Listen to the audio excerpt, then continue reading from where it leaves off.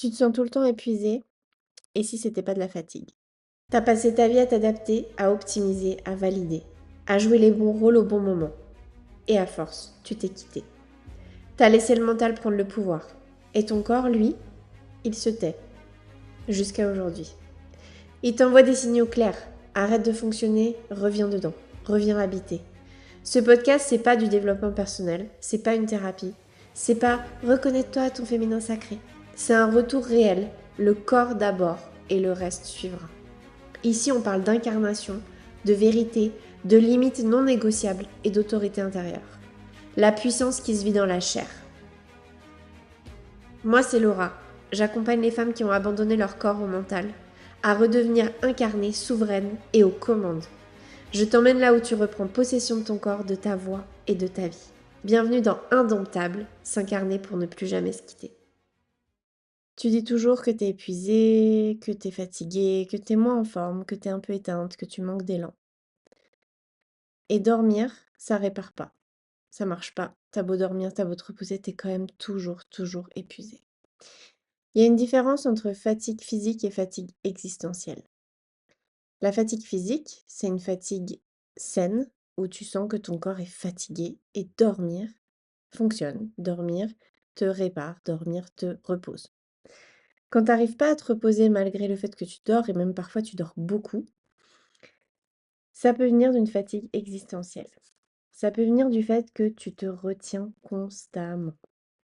Quand on retient sa parole, une émotion, un mouvement, un désir, le corps, le système nerveux va se mettre en alerte permanente.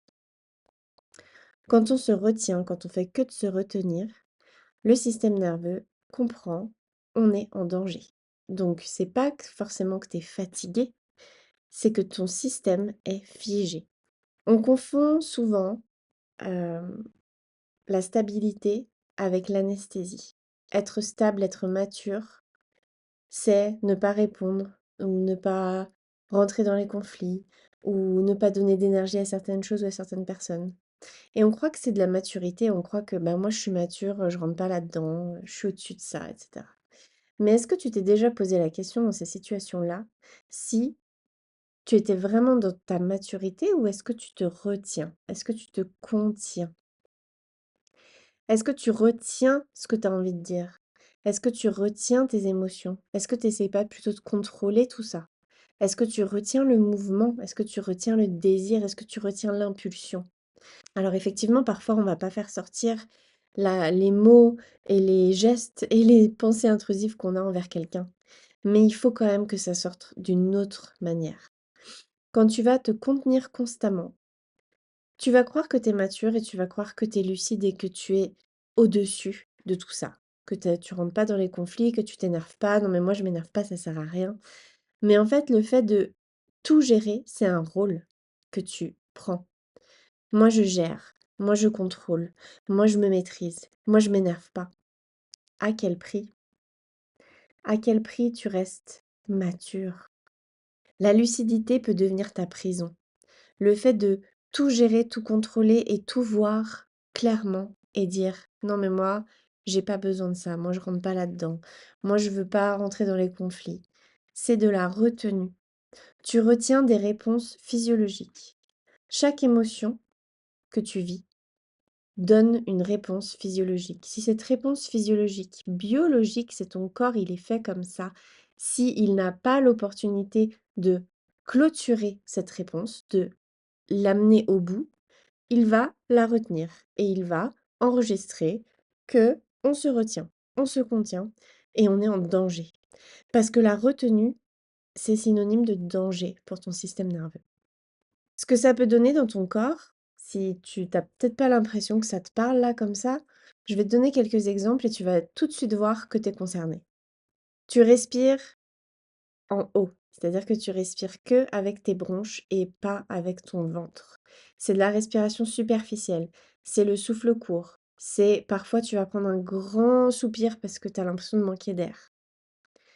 Donc, tu manques d'air, tu as forcément des maux de tête qui vont avec.